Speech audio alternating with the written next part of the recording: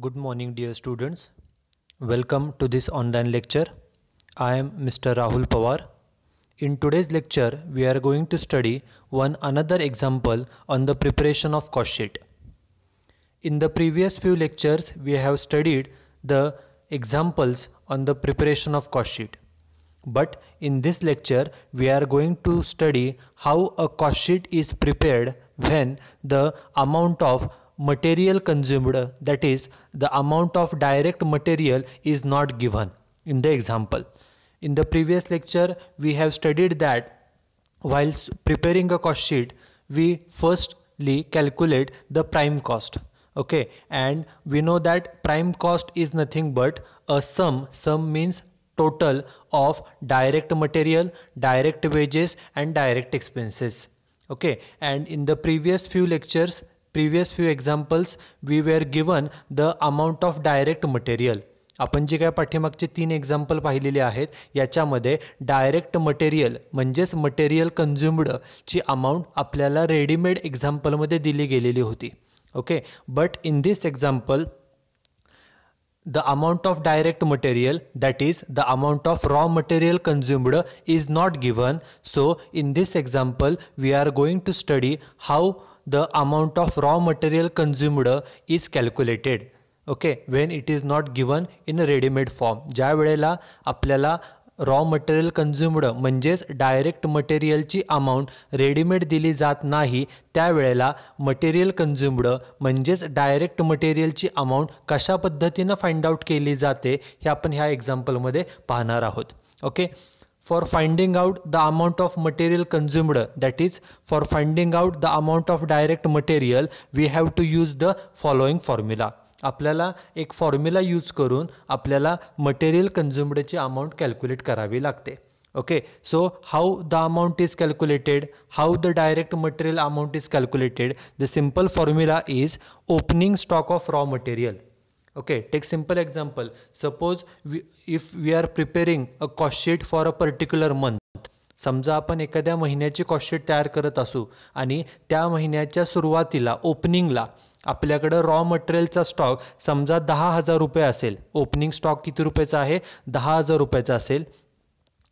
महिन्याच्या सुरुवातीला म्हणजे ओपनिंगला तो आहे किती रुपयाचा स्टॉक? 10,000चा. आणि सपोज त्या महिन्याभरामध्ये आपण 90,000चा स्टॉक परचेस केला. आपल्याकडे महिन्याच्या सुरुवातीला स्टॉक 10,000चा होता. 10,000 रुपयाचा ओपनिंग स्टॉक होता रॉ मटेरियलचा, कच्च्या मालाचा 10,000 रुपयाचा. आपण 90,000चा खरेदी केला म्हणजे आपल्याकडे किती रुपयाचा स्टॉक झाला? 10,000 रुपयाचा स्टॉक अगोदरच होता. 90,000चा अजून खरेदी केला म्हणजे टोटल स्टॉक झाला 1,00,000 रुपये. बरोबर. कसं फाइंड आउट केलं? ओपनिंगचा स्टॉक 10,000 आणि जो परचेस केला म्हणजे आपला स्टॉक वाढला म्हणून प्लस कितीचा खरेदी केला? 90,000 म्हणजे झाला स्टॉक तो 1,00,000चा.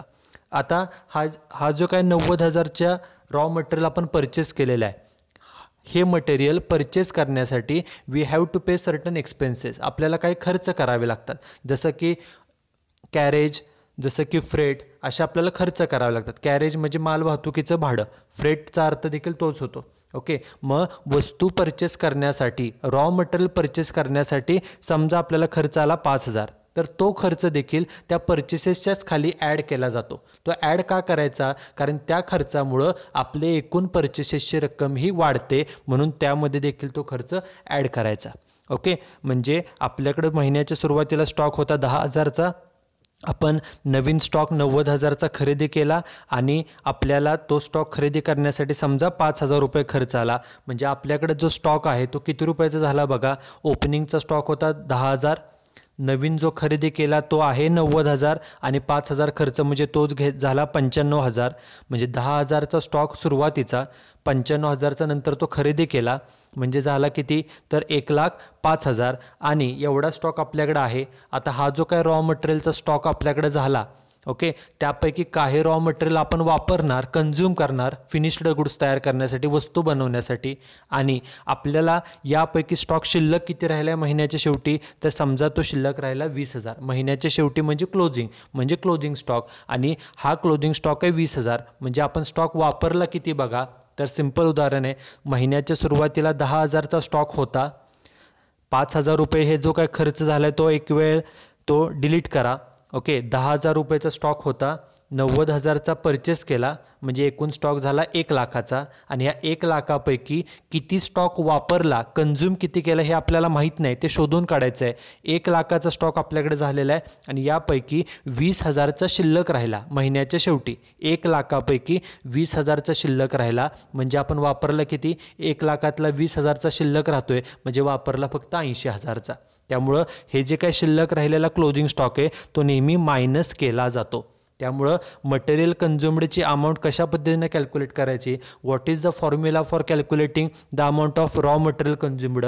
The formula is opening stock of material plus purchases of raw material plus expenses for purchases आणि minus closing stock of raw material. जसं आपण 11th स्टँडर्डला 12th स्टँडर्डला ट्रेडिंग अकाउंटची सुरुवात ओपनिंग स्टॉकनं करायचो आणि त्याखाली परचेसेस लिहायचो, बरोबर, ट्रेडिंग अकाउंटच्या डेबिटला. त्याचप्रमाणे ज्या वेळेला मटेरियल कन्झ्युम्ड कॅल्क्युलेट करायचं असतं त्यावेळेला सुरुवात करायची ओपनिंग स्टॉक ऑफ रॉ मटेरियलने, त्यामध्ये परचेसेस ॲड करायचे कारण वस्तू परचेस केल्यामुळं आपला स्टॉक वाढतो म्हणून त्यामध्ये परचेसेस ॲड करायचे, प्लस परचेसेसशी रिलेटेड काय खर्च असेल तो पण ॲड करायचा आणि सगळ्यात शेवटी क्लोजिंग स्टॉक जो आहे रॉ मटेरियलचा तो मायनस केल्यानंतर मग आपल्याला रॉ मटेरियल कन्झ्युम्ड म्हणजेच डायरेक्ट मटेरियलची आपल्याला अमाऊंट मिळते.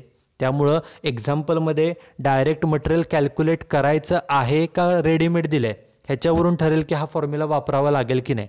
If the amount of direct material is given in a readymade form, जर आपल्याला डायरेक्ट मटेरियलची अमाऊंट रेडीमेड दिली असेल, जशी पाठीमागच्या आपण 3 एक्झाम्पलमध्ये पाहिलं, तर आपल्याला हा फॉर्म्युला वापरावा लागत नाही. हा फॉर्म्युला कधी वापरायचा, this formula has to be used when the amount of raw material consumed, that is when the amount of direct material is not given.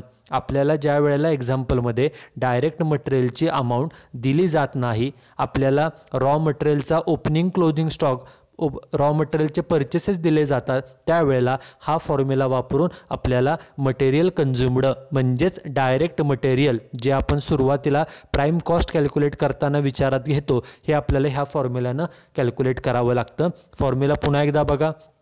Raw material consumed कशा पद्धतीने कॅल्क्युलेट करायचं आहे, तर सुरुवात करायची ओपनिंग स्टॉक ऑफ रॉ मटेरियलने. जसं आपण 11th आणि 12th स्टँडर्डला ट्रेडिंग अकाउंटची सुरुवात ओपनिंग स्टॉकनं करायचो, त्याचप्रमाणे opening stock of raw material त्याची अमाऊंट घ्या, त्यामध्ये plus purchases of raw material, purchases add करायचं कारण वस्तू परचेस केल्यामुळं आपला स्टॉक वाढतो म्हणून plus purchases of raw material, plus expenses on purchases, वस्तू परचेस करण्यासाठी खर्च आला, ओके, तर तो त्यात ॲड करा आणि शेवटी क्लोजिंग स्टॉक जो आहे closing stock of raw material तो मायनस केल्यानंतर आपल्याला रॉ मटेरियल कन्झ्युम्ड मिळतं. त्यामुळे हे देखील आपल्याला MCQ क्वेश्चनसाठी विचारलं जातं की how the amount of raw material consumed is calculated.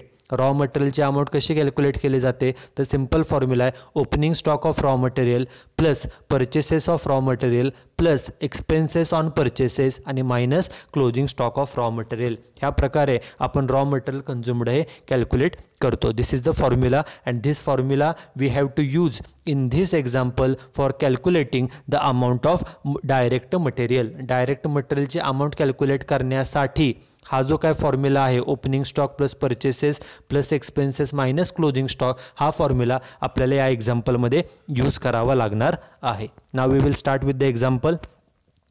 Following data is extracted from the books of PQR Limited. Here the name of the company is PQR Limited and this data is given for the year ended. Okay, जे काय आपल्याला information दिली ती year ended दिलेली आहे, म्हणजे आपल्याला PQR limited कंपनीची कॉस्टशीट बनवायची आहे हे एक, आणि ती कॉस्टशीट आपल्याला इयर एंडेड 31 मार्च 2019 बनवायची आहे. ह्या 2 गोष्टी क्लिअर झाल्या. ह्या सेंटेन्समध्ये आउटपुट म्हणजे प्रोडक्शन, ह्या वर्षभराचं काय आउटपुट किती, उत्पादन किती हे आपल्याला दिलेलं नाही. आता आपण एक्झाम्पल स्टार्ट करूया. आपल्याला 2 कॉलम्स दिलेत. First column is particular, second column is amount in rupees. बघा, फर्स्ट आहे opening stock of raw material. आत्ताच सांगितलं की आपल्याला रॉ मटेरियलचा ओपनिंग स्टॉक दिला, रॉ मटेरियलचा क्लोजिंग स्टॉक दिला, रॉ मटेरियल परचेस किती केलं हे दिलं की यावरून आपल्याला फॉर्म्युला यूज करून मटेरियल कन्झ्युम्ड म्हणजेच डायरेक्ट मटेरियल शोधावं लागतं. त्यामुळे opening stock of raw material आहे 40,000, त्याला ब्रॅकेटमध्ये M म्हटलं आहे, M फॉर मटेरियल कन्झ्युम्ड. ह्यावरून आपल्याला मटेरियल कन्झ्युम्ड शोधायचं आहे म्हणून त्याला एम असं नाव दिलं. हे जे ब्रॅकेटमध्ये मेन्शन केले ते आपल्याला स्वतः मेन्शन करावं लागतं, ते आपल्याला एक्झाम्पलमध्ये दिलं जात नाही. Okay, this for M is mentioned over here. Second expenditure is purchases of raw material. आपण raw material purchase केलं, किती अमाऊंट आहे 1,80,000. ओके, रॉ मटेरियल परचेस हे देखील आपण फॉर्म्युल्यामध्ये यूज करून मटेरियल कन्झ्युम्ड कॅल्क्युलेट करतो. सो त्याला देखील एम नाव दिलं आहे, एम फॉर मटेरियल कन्झ्युम्ड म्हणजेच डायरेक्ट मटेरियल. नेक्स्ट आहे closing stock of raw material, amount आहे 80,000. Raw material consumed closing stock of raw material हे देखील आपण मटेरियल कन्झ्युम्डच्या फॉर्म्युल्यामध्ये यूज करणार आहे. सो एम तिथं मेन्शन केलं आहे, M for material consumed. Next one is carriage inward. आता हा सर्वात महत्त्वाचा पॉईंट आहे. कॅरेज म्हणजे माल वाहतुकीचे भाडे. ओके, गुड्स ट्रान्सपोर्ट करण्याचं खर्च, आणि हा कॅरेज इनवर्ड आहे. इन म्हणजे वस्तू आल्या. वस्तू कधी बिझनेसमध्ये येतात, जेव्हा आपण परचेसेस करतो त्यावेळेलाच वस्तू बिझनेसमध्ये येतात. त्यामुळं परचेसेस केल्यावरतीच वस्तू बिझनेसमध्ये इन होतात. त्यामुळं इनवर्ड म्हणजे हे परचेसेसचं कॅरेज आहे. कॅरेज म्हणजे माल वाहतुकीचा खर्च, आणि कॅरेज दोन प्रकारचं, कॅरेज इनवर्ड, इन म्हणजे वस्तू आल्या, आणि कॅरेज आउटवर्ड, आउट म्हणजे वस्तू गेल्या. वस्तू कधी जातात, वस्तू विकल्यावर वस्तू जातात. इन कधी होतात, परचेसेस केल्यावर. त्यामुळं कॅरेज इनवर्ड म्हणजे हा परचेसेसचाच खर्च आहे. आणि मगाशी सांगितल्याप्रमाणे वस्तू परचेस करण्यासाठी जो खर्च आला, रॉ मटेरियल परचेस करण्यासाठी, तो खर्च देखील आपण तिथं तो ॲड करतो. जसं परचेसेस ॲड करतो, कारण आपण फॉर्म्युला पाहिलेला आहे, opening stock plus purchases plus expenses of purchases. Okay, purchases जसं आपण ॲड करतो तसे एक्सपेन्सेससुद्धा त्यामध्ये ॲड करायचे, आणि हा तो खर्च आहे कॅरेज इनवर्ड, आणि हा आपण मटेरियल कन्झ्युम्ड कॅल्क्युलेट करताना कन्सिडर करणार आहोत. नेक्स्ट एक्सपेंडिचर आहे डायरेक्ट वेजेस, अमाऊंट आहे 1,50,000. ओके, आपल्याला माहिती आहे की आपल्याला जे काही 20-25 एक्सपेन्सेस दिले जातात, out of the given expenses only 3 expenses, namely direct material, direct wages and direct expenses are the only direct cost. दिलेल्या खर्चापैकी फक्त हे 3च खर्च डायरेक्ट असतात, आणि ह्या तिन्हीच्या बेरजेला डायरेक्ट मटेरियल, डायरेक्ट वेजेस आणि डायरेक्ट एक्सपेन्सेस हे जे आपण बेरीज करतो आणि त्याला नाव देतो प्राईम कॉस्ट. त्यामुळे इथं डायरेक्ट वेजेसला पी नाव दिलं आहे, पी फॉर प्राईम कॉस्ट. किती अमाऊंट आहे 1,50,000. नेक्स्ट एक्सपेंडिचर आहे इनडायरेक्ट वेजेस. आता डायरेक्ट वेजेस झालं, आता हे इनडायरेक्ट आहेत. इनडायरेक्टला सांगितलं, इनडायरेक्ट म्हणजे ओव्हरहेड्स, बरोबर. इनडायरेक्ट म्हणजेच काय तर ओव्हरहेड्स, आणि हा कुठला ओव्हरहेड्स आहे तर वेजेस येते. मग सांगा वेजेस कुणाला दिले जातात, फॅक्टरीमधल्या लोकांना, ऑफिसमधल्यांना का सेलिंगला, तर फॅक्टरीमधल्या कामगारांना वेजेस दिले जातात. म्हणजे हा झाला फॅक्टरीचा खर्च, म्हणून त्याला एफ असं नाव दिलं आहे, एफ फॉर फॅक्टरी. अमाऊंट आहे 20,000. Next expenditure is direct expenses. पुढचा खर्च आहे डायरेक्ट एक्सपेन्सेस, अमाऊंट इज 30,000. मगाशी सांगितले की हा खर्च डायरेक्ट आहे, आणि जे 3 डायरेक्ट खर्च असतात, एक म्हणजे डायरेक्ट मटेरियल, 2 म्हणजे डायरेक्ट वेजेस, आणि 3 म्हणजे डायरेक्ट एक्सपेन्सेस, ह्या तिन्हीचे आपण टोटल करतो आणि त्या टोटलला प्राईम कॉस्ट म्हणतो. त्यामुळे डायरेक्ट एक्सपेन्सेस हा प्राईम कॉस्टचा पार्ट आहे, म्हणून त्याला पी मेन्शन केलं आहे, P for prime cost. Next, आता prime cost, after calculating the prime cost, okay, the remaining all expenses are treated as overheads. एकदा आपण प्राईम कॉस्ट कॅल्क्युलेट केली, प्राईम कॉस्टमध्ये फक्त 3 डायरेक्ट कॉस्ट येतात, एक म्हणजे डायरेक्ट मटेरियल, एक म्हणजे दुसरं म्हणजे डायरेक्ट वेजेस, आणि थर्ड म्हणजे डायरेक्ट एक्सपेन्सेस. ते तिन्ही पॉईंट आलेले आहेत. डायरेक्ट वेजेस झालेलं आहे, डायरेक्ट एक्सपेन्सेस देखील झालेलं आहे. आता जे बाकीचे एक्सपेन्सेस आहेत ते सर्व ओव्हरहेड्स असतात. Overheads are classified into 3 categories. First is factory, second is office, and third is selling and distribution. आता आपण एक एक खर्च रीड करून, तो खर्च फॅक्टरीचा असेल तर त्याला एफ असं मेन्शन करू, ऑफिसचा असेल तर ओ मेन्शन करू, सेलिंगचा असेल तर त्याला एस असं मेन्शन करू. ओके, ओव्हरहेड्स म्हणजेच इनडायरेक्ट खर्च, इनडायरेक्ट एक्सपेन्सेस. बघा मग पहिला खर्च कोणता आहे, first expenditure is factory rent. नावामध्ये सांगितले की हा खर्च फॅक्टरीचा आहे, त्यामुळे त्याला एफ नाव दिलं, F for factory, amount is 10,000. Next expenditure is office rent. Office रेंटचे अमाऊंट आहे 1,000. नावातच सांगितले खर्च हा ऑफिसचा आहे, so it is a office overhead, त्यामुळे त्याला ओ मेन्शन केले, O for office. Next is indirect material, amount 1,000. मगाशी सांगितलं इनडायरेक्ट म्हणजे ओव्हरहेड. ओव्हरहेड 3 प्रकारचे असतात, फॅक्टरी, ऑफिस आणि सेलिंग. हे कोणता खर्च आहे? मटेरियलचा. मटेरियल कुठं लागतं? फॅक्टरीमध्ये, ऑफिसमध्ये का सेलिंगमध्ये? तर मटेरियलचा वापर हा फॅक्टरीत असतो, त्यामुळे त्याला म्हटलं F for factory overhead. Next expenditure is depreciation of plant. Plant म्हणजे मशिनरी. प्लांट अँड मशिनरी आपण म्हणतो. मशिनरी फॅक्टरीमध्ये असते, त्यामुळे हा झाला फॅक्टरी ओव्हरहेड, त्याला एफ नाव दिलं. Amount is 3000. Next depreciation of office furniture, amount 200. आता डेप्रिसिएशन कशाचं आहे? ऑफिसचं फर्निचर आहे. नावात सांगितलं की फर्निचर ऑफिसचं आहे, म्हणजे हा झाला ऑफिसचा खर्च, म्हणून त्याला ओ नाव दिलं. Next expenditure is salary, amount is 5000. आता सॅलरी कुणाला दिली जाते? तर ऑफिसमध्ये काम करणाऱ्या एम्प्लॉईजला सॅलरी पेड केली जाते, so it is a office overhead, म्हणून त्याला ओ नाव दिलं आहे. Next expenditure is salesman salary, amount is 4000. आता हा सॅलरी कुणाला पेड केले? सेल्समन काय करतो? सेलिंग करण्याचं, सेल्स करण्याचं, म्हणजे हा झाला सेलिंग ओव्हरहेड, म्हणून त्याला एस नाव दिलं. Next is factory expenses. आता फॅक्टरीचा खर्च किती आहे? 11400. नावामध्ये सांगितले की हा एक्सपेन्सेस फॅक्टरीचा आहे, म्हणजे हा जाईल फॅक्टरीला, म्हणून त्याला एफ नाव दिलं, F for factory. Next expenditure is directors remuneration, amount is 24000. डायरेक्टरला पगार दिला आहे 24000. खाली ॲडजस्टमेंट दिली आहे बघा, रीड द ॲडजस्टमेंट काय सांगितले? Directors remuneration should be allocated. Allocate करा म्हणजे डिस्ट्रीब्यूट करा. To factory, office and selling department. म्हणजे डायरेक्टर रेम्युनरेशन जे काय दिले, किती पेड केले बघा डायरेक्टर्स रेम्युनरेशन? तर ते आहे 24000.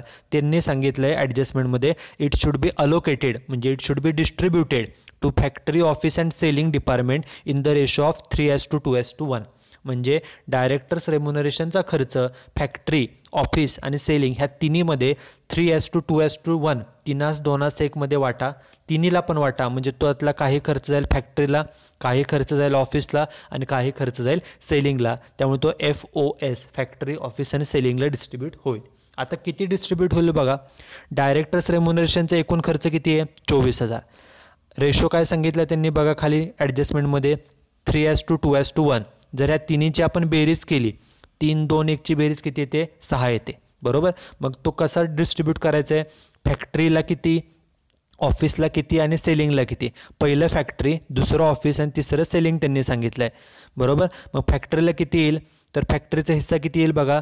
रेशो आहे 3:2:1, म्हणजे पहिला 3, बरोबर. म्हणजे 3 एकूण बेरीज किती येते? 3 आणि 2 5 आणि 1 6, म्हणजे फॅक्टरीला किती येईल? तर 3/6, बरोबर. कारण फॅक्टरी हे पहिल्यांदा दिले, म्हणून फॅक्टरीला येईल 3/6. ऑफिस 2 नंबरला ऑफिसचा खर्च सांगितला आहे, मग 2 नंबरचा रेशो किती आहे? 2 आहे, बरोबर. रेशो बघा 3:2:1 आहे, 2 मिडलचा रेशो 2 आहे, म्हणजे किती रेशो येईल तो? तर 2/6. 2/6 कसं काढलं? 2 रेशो आहे आणि भागिले 6 का केलं? कारण ह्या सगळ्यांची बेरीज 3:2:1ची बेरीज. आणि सर्वात शेवटी सेलिंगचा खर्च सांगितला आहे. सेलिंगला रेशो किती आला बघा? तर 1 सांगितला आहे त्यांनी, म्हणजे हा रेशो किती येईल? तर सेलिंगचा 1 अमाऊंट दिलेली आहे, रेशो 1 आहे, त्यामुळे 1/6. ओके. रेशो कसा घ्यायचा कळालं? फॅक्टरीला किती? पहिल्यांदा फॅक्टरी सांगितलं आहे, दुसऱ्यांदा ऑफिस आणि तिसऱ्यांदा सेलिंग, म्हणून 3:2:1 हा त्या रेशोमध्ये वाटला. फॅक्टरीला आला 3/6, ऑफिसला आला 2/6 आणि सेलिंगला किती आला? तर 1/6. हा खर्च तिन्हीमध्ये डिस्ट्रीब्यूट होईल. नेक्स्ट एक्सपेंडिचर काय आहे बघा? सेलिंग एक्सपेन्सेस, अमाऊंट आहे 2000 रुपये. आता नावातच सांगितले हा खर्च सेलिंगचा आहे, सेलिंगचा खर्च म्हणजे तो सेलिंगला जाईल, म्हणून त्याला एस नाव दिले, S for selling overhead. Next expenditure आहे travelling expenses, amount is 2200. Travelling कशासाठी करावं लागतं? तर ट्रॅव्हलिंग वस्तू विकण्यासाठी, सेल्स करण्यासाठी करावं लागतं, म्हणजे हा सेलिंगचा खर्च आहे, so it is a selling overhead. Next expenditure बघा, कॅरेज आउटवर्ड. आता हा इम्पॉर्टंट पॉईंट आहे, मगाशी सांगितलं कॅरेज म्हणजे माल वाहतुकीचा खर्च. वस्तू खरेदी केल्यावर वस्तू इन होतात आणि वस्तू विकल्यावर वस्तू आउट होतात, बिझनेसमधून जातात, आणि हा कोणता खर्च आहे? Carriage outward. आउट म्हणजे वस्तू गेल्या, बरोबर. आउट म्हणजे वस्तू गेल्या. कधी वस्तू जातात? वस्तू विकल्यावर जातात. वस्तू जेव्हा आपण विकतो तेव्हा वस्तू आपल्या बिझनेसमधून आउट होतात, हे आउटवर्ड आहे, म्हणजे हा सेलिंगचा खर्च आहे, म्हणून त्याला एस असं नाव दिलेलं आहे, S for selling. Next is sales किती आहेत? तर 5 लाख आहेत. आपण कॉस्ट शीट तयार करताना सेल्स सर्वात शेवटी मेन्शन करतो. आणि लास्ट एक्सपेंडिचर आहे advertisement, amount is 4000. Okay, advertisement कशासाठी केली जाते, तर advertisement is made for increasing the sales of the company. कंपनीचे सेल्स वाढण्यासाठी जाहिरात केली जाते, त्यामुळे हे सेलिंगशी रिलेटेड खर्च आहे, त्यामुळे त्याला एस नाव दिले, एस फॉर सेलिंग. अमाऊंट किती आहे तर 4,000 रुपये. ओके, सगळं खर्चाचं क्लासिफिकेशन केलं, ॲडजस्टमेंट रीड केली आणि खाली आपल्याला सांगितले प्रिपेअर अ कॉस्ट शीट. आपल्या एक्झाम्पलमध्ये कंपनीचं नाव PQR लिमिटेड दिले, इयर एंडेड 31 मार्च 2019 सांगितलं आहे. आपण आता सोल्युशन बघूया. एक्झाम्पल सोडवताना पहिल्यांदा कंपनीचं नाव सेंटरला मेन्शन करायचं PQR लिमिटेड, सेकंड लाईनला कॉस्ट शीट, थर्ड लाईनला त्यांनी सांगितल्याप्रमाणे for the year ended 31 March 2019. Okay, fourth लाईनला आउटपुट. एक्झाम्पलमध्ये कुठेही दिलं नाही, फक्त आउटपुट लिहिलं, पुढे ब्लँक ठेवलेलं आहे. ओके, त्यानंतर कॉस्ट शीट ड्रॉ केली. कॉस्ट शीटमध्ये एकूण 3 कॉलम असतात. First column is टायटल्ड as particulars, second column is amount in rupees and third column is amount in rupees. आपल्याला कॉस्ट शीट 1 पेज ड्रॉ करावी लागते, मिनिमम 1 पेजमध्ये कॉस्ट शीट तयार होते. ओके, आता या एक्झाम्पलमध्ये in this example first we have to find out the prime cost. Like the previous example, आपण जसे पाठीमागचे एक्झाम्पल सोडवले त्याप्रमाणेच पहिल्यांदा आपल्याला प्राईम कॉस्ट कॅल्क्युलेट करायचे. And what is prime cost? Prime cost means a sum of direct material, direct wages आणि direct expenses. हे जे 3 डायरेक्ट कॉस्ट असतात, एक म्हणजे डायरेक्ट मटेरियल, 2 म्हणजे डायरेक्ट वेजेस आणि 3 म्हणजे डायरेक्ट एक्सपेन्सेस, ह्या तिन्हीच्या बेरजेला प्राईम कॉस्ट आपण म्हणतो. पण या एक्झाम्पलमध्ये डायरेक्ट मटेरियलची अमाऊंट रेडीमेड दिलेली नाही, त्यामुळे ती आपल्याला फाइंड आउट करायचे. आणि मगाशीच एक्झाम्पलच्या सुरुवातीलाच आपण फॉर्म्युला बघितला आहे. डायरेक्ट मटेरियलची अमाऊंट म्हणजेच मटेरियल कन्झ्युम्डची अमाऊंट कशी फाइंड आउट करायची, तर opening stock of raw material plus purchases of raw material plus expenses on purchases आणि minus closing stock of raw material. जसं आपण 11th आणि 12thला ट्रेडिंग अकाउंटची सुरुवात ओपनिंग स्टॉकनं करायचो, त्यात परचेसेस ॲड करायचो, खाली लिहायचो, तसंच सुरुवात करायचे. मग आता एक्झाम्पलमध्ये बघा, ओपनिंग स्टॉक दिलेला आहे. पहिल्यांदा ओपनिंग स्टॉक किती घेतला, 40,000. त्यामध्ये प्लस ॲड परचेसेस आपल्याला करायचे आहेत किती, 1,80,000. हे 2 पोस्टिंग बघूया. ओपनिंग स्टॉक 40 आणि परचेसेस 180. बघा सोल्युशनमध्ये ओपनिंग स्टॉक घेतला 40,000, त्याच्यानंतर त्यात खाली परचेसेस ॲड केले बघा 1,80,000. आणि मगाशी सांगितलं जसं आपण परचेसेस ॲड करतो तसंच परचेसेस रिलेटेड कोणता खर्च आहे का बघा, तर एक्झाम्पलमध्ये परचेसेस रिलेटेड खर्च दिला आहे कॅरेज इनवर्ड. आणि मगाशी सांगितलं कॅरेज म्हणजे माल वाहतुकीचा खर्च, ट्रान्सपोर्टेशनचा खर्च, त्याला कॅरेज म्हणतात. आणि हा खर्च परचेसेसचा कसा ओळखला, तर त्यांनी कॅरेज इनवर्ड सांगितले. इन म्हणजे वस्तू आल्या, वस्तू परचेस केल्यानंतरच वस्तू येतात, म्हणजे हा परचेसेसचा खर्च आहे. ना अमाऊंट किती कॅरेज इनवर्डचा खर्च आहे तर 10,000. बघा तो खर्च 10,000 तिथे मेन्शन केला आहे. कॅरेज इनवर्डची अमाऊंट आहे 10,000 रुपये. ओके, ह्या सगळ्याची बेरीज केली. ओपनिंग स्टॉक होता 40,000, परचेसेस होते 1,80,000 आणि कॅरेज आहे 10,000. ह्या तिन्हींची बेरीज आली 2,30,000. फॉर्म्युला जो आपला आहे opening stock plus purchases plus expenses आणि मायनस क्लोदिंग स्टॉक. बघा एक्झाम्पलमध्ये क्लोदिंग स्टॉक किती दिला आहे तर तो आहे 80,000 रुपये. मग तो क्लोदिंग स्टॉक त्यातून मायनस करायचा. Clothing stock of raw material 80,000 आणि मग 2,30,000तनं 80,000 गेले, वजाबाकी राहिली 1,50,000 आणि त्याला नाव दिलं आहे बघा raw material consumed oblique direct material.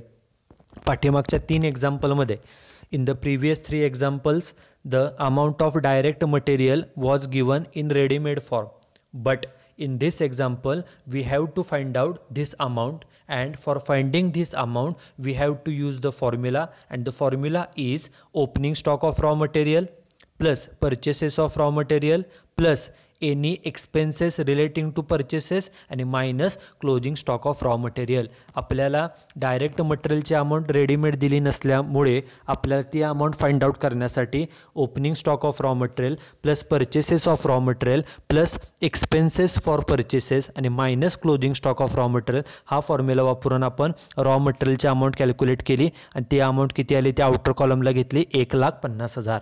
Okay, so this is raw material consumed, that is direct material. Okay, this is how we calculate the amount of direct material. हा झाला पहिला खर्च. आपण कॉस्ट शीट तयार करताना while preparing the cost sheet firstly we calculate the prime cost, correct? And prime cost is a sum means total, बेरीज of all direct cost. आणि आपल्या एक्झाम्पलमध्ये फक्त 3 डायरेक्ट कॉस्ट दिल्या जातात. त्यातलं पहिलं आहे डायरेक्ट मटेरियल, ते आपण आत्ता शोधून काढली अमाऊंट 1,50,000.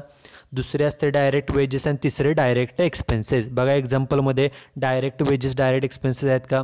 बघा डायरेक्ट वेजेसची अमाऊंट दिली 1,50,000 आणि सगळ्यात शेवटी बघा डायरेक्ट एक्सपेन्सेस आहेत 30,000. Direct wedges 1,50,000, direct expenses 30,000. ह्या दोन्हीचं पोस्टिंग बघूया. बघा डायरेक्ट वेजेसची अमाऊंट 1,50,000 आणि डायरेक्ट एक्सपेन्सेस दिले 30,000. ह्या तिन्हींची बेरीज केली. पहिलं डायरेक्ट मटेरियल 1,50,000 होतं, आत्ता लिहिलेलं डायरेक्ट वेजेस 1,50,000 आहे आणि डायरेक्ट एक्सपेन्सेस 30 आहे. ह्या तिन्हींची बेरीज केली आणि त्या बेरीजला नाव दिलं प्राईम कॉस्ट. तिन्हींची बेरीज किती ते बघा, तर तिन्हींची बेरीज झाली 3,30,000. त्यामुळं फर्स्ट स्टेप आहे, the first step is to calculate the prime cost, and prime cost is a sum of direct material, direct wages and direct expenses. त्याप्रमाणे प्राईम कॉस्ट किती आली आपली 3,30,000. प्राईम कॉस्ट आहे आपली 3,30,000. आता एकदा प्राईम कॉस्ट कॅल्क्युलेट केल्यानंतर, after calculating the prime cost, the next step is to add the different overheads. Prime cost calculate केल्यानंतर पुढचं काम काय आहे, तर जे ओव्हरहेड्स आहेत, आणि आपल्याला माहिती आहे की ओव्हरहेड्स 3 प्रकारचे असतात. There are 3 types of overheads. First is of factory overheads, second is office overhead and third is selling overhead. आणि हे सर्व ओव्हरहेड्स म्हणजे कॉमन एक्सपेन्सेस, इनडायरेक्ट एक्सपेन्सेस, हे सर्व ओव्हरहेड आपल्याला ॲड करायचे आहेत, जेणेकरून आपल्याला टोटल कॉस्ट फाइंड आउट करता येईल. त्यामुळं फक्त सिक्वेन्स काय, तर सुरुवातीला फॅक्टरी, कारण वस्तू पहिल्यांदा फॅक्टरीत तयार होते म्हणून सुरुवातीला factory, second is office and third is selling. Selling शेवटी का, कारण वस्तू शेवटी विकली जाते म्हणून शेवटी सेलिंग, आणि ह्या दोन्हींच्यामध्ये ऑफिस. ओके, सो पहिल्यांदा आपण फॅक्टरी ओव्हरहेड ॲड करायचं, पण एक वेळ जागा सोडून हेडिंग द्यायचं ॲड फॅक्टरी ओव्हरहेड. आता ह्या हेडिंग खाली जे फॅक्टरीशी रिलेटेड खर्च आहेत, आता आपलं एक्झाम्पल बघूया. जे पोस्टिंग झाले आपण त्याला ऑलरेडी टिकमार्क केलेले आहे. हे फर्स्ट पेज आहे. फॅक्टरीचा खर्च कोणता आहे बघा, एकच खर्च राहिला इनडायरेक्ट वेजेस, आणि तो फॅक्टरीचा आहे, तर त्याला मी टिकमार्क करतो. इनडायरेक्ट वेजेसची अमाऊंट किती आहे बघा, तर 20,000. बघा एक्झाम्पलमध्ये फॅक्टरी ओव्हरहेडच्या हेडिंग खाली इनडायरेक्ट वेजेस आहेत का 20,000, हे फर्स्ट. त्यानंतर एक्झाम्पल पहा, फर्स्ट पेजवरचं सर्व पोस्टिंग झालेलं आहे. आता सेकंड पेज, यापैकी फॅक्टरीचे खर्च कोणते, आपण एक्झाम्पल सोडवण्यापूर्वीच सगळे खर्च क्लासिफाय केलेले आहेत. जो खर्च फॅक्टरीचा त्याला एफ म्हटलेलं आहे, ऑफिस असेल त्याला ओ म्हटलेलं आहे, सेलिंगचं असेल तर त्याला एस म्हटलेलं आहे. मग फॅक्टरीचा खर्च कोणता आहे बघा, एक आहे फॅक्टरी रेंट 10,000, इनडायरेक्ट मटेरियल 1,000. हे दोनच खर्चाचं पोस्टिंग बघूया, फॅक्टरी रेंट 10 आणि इनडायरेक्ट मटेरियल 1,000. बघा एक्झाम्पलमध्ये फॅक्टरी रेंट 10,000 आणि इनडायरेक्ट मटेरियल किती 1,000 रुपये, हे तिन्ही झाले. त्याच्यानंतर अजून फॅक्टरीचा खर्च बघा कोणता आहे, डेप्रिसिएशन ऑफ प्लांट 3,000, आणि अजून एक सर्वात शेवटी आहे बघा फॅक्टरी एक्सपेन्सेस 11,400. म्हणजे प्लांटचं डेप्रिसिएशन 3 आणि फॅक्टरी एक्सपेन्सेस 11,400. बघा आलं आहे का फॅक्टरी ओव्हरहेडमध्ये, बघा डेप्रिसिएशन ऑफ प्लांट 3,000 आणि फॅक्टरी एक्सपेन्सेस किती 11,400.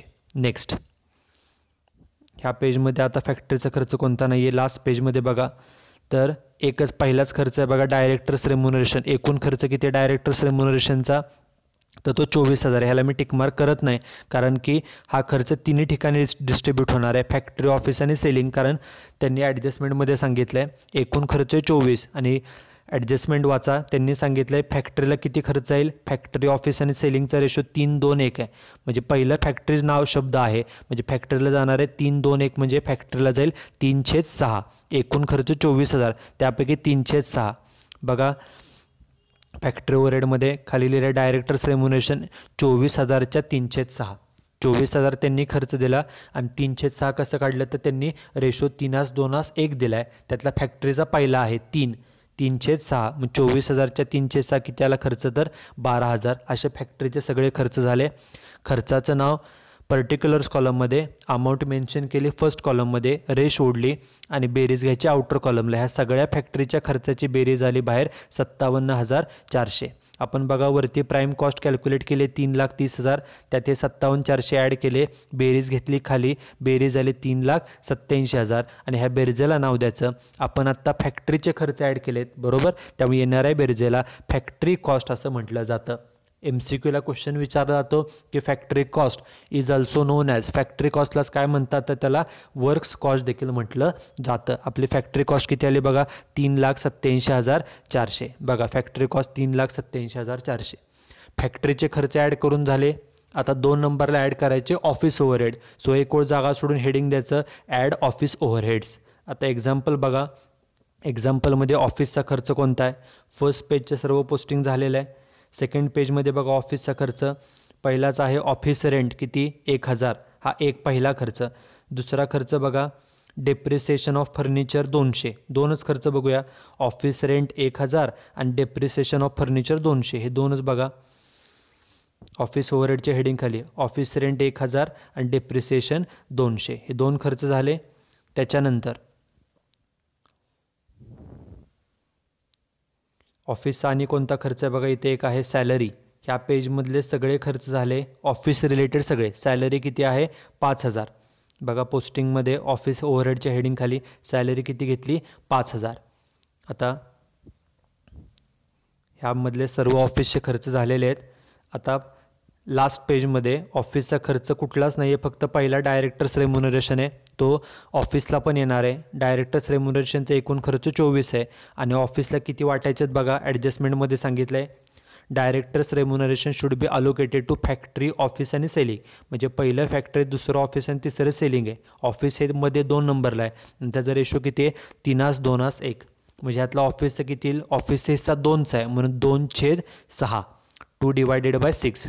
ओके, 6 कसं काढलं आहे, 3ची बेरीज, 3, 2, 1ची बेरीज 2/6. मग बघा डायरेक्टर्स रेम्युनरेशनचा एकूण खर्च 24 आहे, त्यापैकी ऑफिसला किती जाईल बघा. ऑफिस ओव्हरहेड डायरेक्टर्स रेम्युनरेशन दिलं, एकूण खर्च 24,000, त्याच्या 2/6 तो किती खर्च आला तर 8,000 रुपये. जो एकूण खर्च आहे त्याला गुणिले जो रेशो आहे तो, त्याप्रमाणे खर्च आला 8,000. सगळे ऑफिसचे खर्च संपले.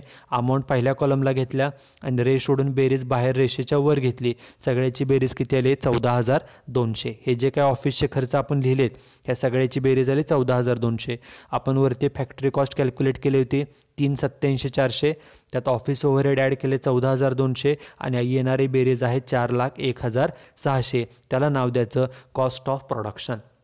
जसं मगाशी आपण फॅक्टरी ओव्हरहेड ॲड केल्यावर आपल्याला फॅक्टरी कॉस्ट मिळते, तसं ऑफिस ओव्हरहेड ॲड केल्यावर आपल्याला मिळतं कॉस्ट ऑफ प्रोडक्शन. हे आपल्याला MCQला विचारलं जातं की factory cost plus office overhead, factory कॉस्टमध्ये ऑफिस ओव्हरहेड ॲड केल्यावर काय मिळतं तर आपल्याला कॉस्ट ऑफ प्रोडक्शन मिळतं. कॉस्ट ऑफ प्रोडक्शन किती आलं बघा 4,01,600. कॉस्ट ऑफ प्रोडक्शन घेतलं 4,01,600.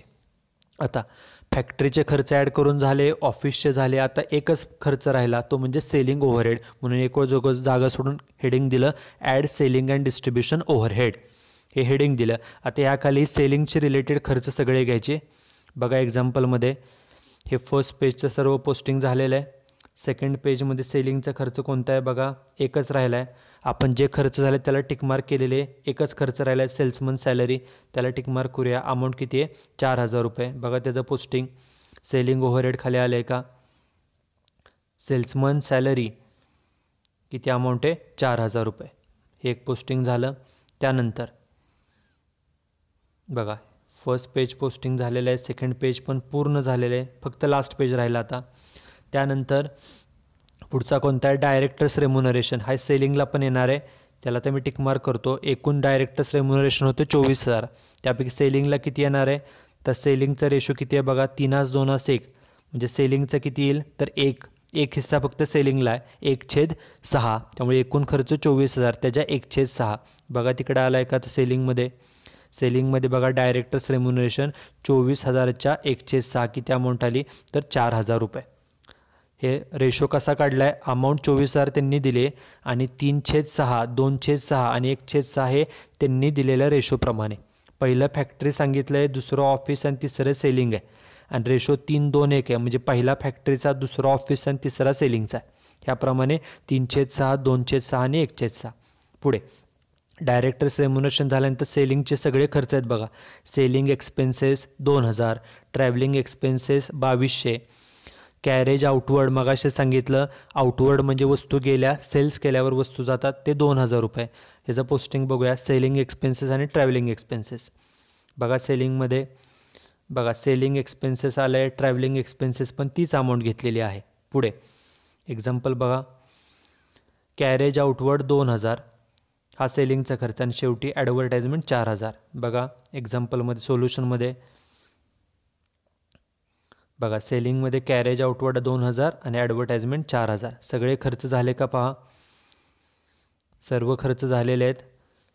पहिल्या पेजवरचे सर्व खर्च झाले, सेकंड पेज पण पूर्ण झालेले आहे, थर्ड पेज पण झालेलं आहे, फक्त सेल्स राहिले ते शेवटी आपण घेतो, म्हणजे खर्च सगळे संपले. ओके, त्यामुळं सेलिंगचे जे खर्च आहेत ते आपण पहिल्या कॉलमला लिहिले, रे सोडून त्याची बेरीज बाहेर घ्यायची. हे जे काय सर्व खर्च आहेत त्या सर्वाची बेरीज बाहेर आली किती, 18,200.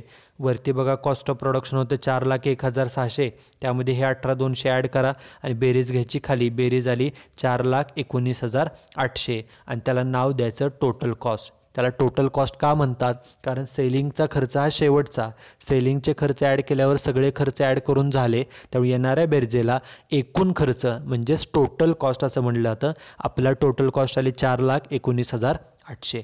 आणि आपल्याला माहिती आहे की each and every business is started to earn profit. कुठलाही बिझनेस प्रॉफिट मिळवण्यासाठी चालवला जातो. त्यामुळं जो काही एकूण खर्च आहे त्यामध्ये प्रॉफिट ॲड करूनच मग सेल्स केले जातात. त्यामुळे टोटल कॉस्टमध्ये ॲड प्रॉफिट आणि मग आपल्याला मिळणार आहे ते सेल्स. आपल्याला प्रॉफिट दिलेला नाही आहे, तो शोधून काढायचा आहे. आपण टोटल कॉस्ट किती फाइंड आउट केली, तर टोटल कॉस्ट फाइंड आउट केली 4,19,800. म्हणजे आपल्याला एकूण खर्च 4,19,800 आला आहे. आणि एक्झाम्पलमध्ये सांगितलं आहे आपण सेल्स किती रुपयाचे केलेत बघा, सेल्सची अमाऊंट दिली आहे 5 लाख. आपण त्या वस्तू 5 लाखाला विकल्या, म्हणजे बघा सेल्स खाली मेन्शन केलं 5 लाख रुपये. म्हणजे आपण ज्या वस्तू 4,19,800ला तयार केलेल्या आहेत त्या 5 लाखाला विकल्या, म्हणजे ह्या दोन्हीमधला डिफरन्स किती येतोय, तर डिफरन्स आहे 80,200. तो झाला आपला प्रॉफिट. ओके, त्यामुळे टोटल कॉस्टमध्ये प्रॉफिट ॲड केल्यावर ते सेल्स मिळतात. त्यामुळे प्रॉफिट कसा फाइंड आउट करायचा, सेल्समधून कॉस्ट वजा करायची. एकूण जे काही वस्तू विकल्या 5 लाखाला आणि त्या वस्तूचा एकूण खर्च होता 4,19,800, म्हणजे आपला फायदा आहे त्या दोन्हीमधला डिफरन्स किती, 80,200. Okay, this is profit. आपण तो फाइंड आउट केला म्हणून त्याला तिथे स्टार केलं. ही आपण अमाऊंट फाइंड आउट केलेली आहे. ओके, कशी फाइंड आउट केली, प्रॉफिटची amount, profit is equal to sales minus total cost. सेल्समधनं टोटल कॉस्ट मायनस केलं की आपल्याला प्रॉफिटची अमाऊंट मिळते. Okay, so this is how a cost sheet is prepared. या एक्झाम्पलमध्ये फक्त एकच गोष्ट नवीन आहे, ती फक्त तुम्ही व्यवस्थित समजून घ्या की प्राईम कॉस्ट कॅल्क्युलेट करताना जे आपल्याला डायरेक्ट मटेरियल म्हणजेच मटेरियल कन्झ्युम्ड लागतं ते आपल्याला रेडीमेड दिलेलं नाही. आणि ते कॅल्क्युलेट करण्यासाठीचा हा फॉर्म्युला आहे. फॉर्म्युला आहे opening stock of raw material plus purchases of raw material plus expenses on purchases आणि मायनस क्लोदिंग स्टॉक. जसं आपण 11th ट्रेडिंग अकाउंटची सुरुवात ओपनिंग स्टॉकनं करायचो, त्यात खाली परचेसेस लिहायचो, तसंच इथं केलेलं आहे. सुरुवात करायची ओपनिंग स्टॉकने. कुठला opening stock, opening stock of raw material, त्यात परचेसेस ॲड करायचे. ॲड का करायचे, कारण वस्तू परचेस केल्यावर आपला स्टॉक वाढतो म्हणून ते ओपनिंग स्टॉकमध्ये ॲड करायचं. तसंच परचेसेसचे रिलेटेड काय खर्च असेल तो पण ॲड करायचा. हे खर्च कुठले असतात त्याला नाव देतात carriage on purchases, freight on purchases, okay, किंवा कॅरेज इनवर्ड. आता कॅरेज इनवर्ड म्हणजे काय आणि कॅरेज आउटवर्ड म्हणजे काय तेवढं फक्त आपल्याला कळायला पाहिजे. इनवर्ड म्हणजे वस्तू आल्या, बरोबर, आणि आउटवर्ड म्हणजे वस्तू गेल्या. ओके, वस्तू कधी येतात, इन कधी होतात, तर परचेसेस केल्यावर इन होतात. म्हणजे इनवर्ड म्हणजे हा परचेसेसचा खर्च आहे. आणि कॅरेज आउटवर्ड, आउट म्हणजे वस्तू गेल्या, कधी वस्तू जातात, सेलिंग केल्यावर जातात, त्यामुळं आउटवर्ड म्हणजे सेलिंगचा खर्च आहे. इथं कॅरेज इनवर्ड, इन म्हणजे वस्तू आल्या, त्यामुळे हा परचेसेसचा खर्च आहे. एक तर 2च प्रकारचे खर्च असतात, कॅरेज इनवर्ड किंवा फ्रेट इनवर्ड. त्याला कॅरेज इनवर्ड म्हणतात किंवा फ्रेट म्हणतात किंवा कॅरेज ऑन परचेसेस म्हणतात. जसं परचेसेस ॲड केलं तसं तो खर्च पण ॲड करायचा आणि शेवटी त्यातनं closing stock of raw material minus केलं की मग आपल्याला रॉ मटेरियल कन्झ्युम्ड म्हणजेच डायरेक्ट मटेरियलची अमाऊंट मिळते. बाकीचं सर्व कॅल्क्युलेशन हे नेहमीप्रमाणे आहे. Okay, you should write down this example and solution in your notebook, and in the next lecture we will see another example on the preparation of the cost sheet. Thank you very much.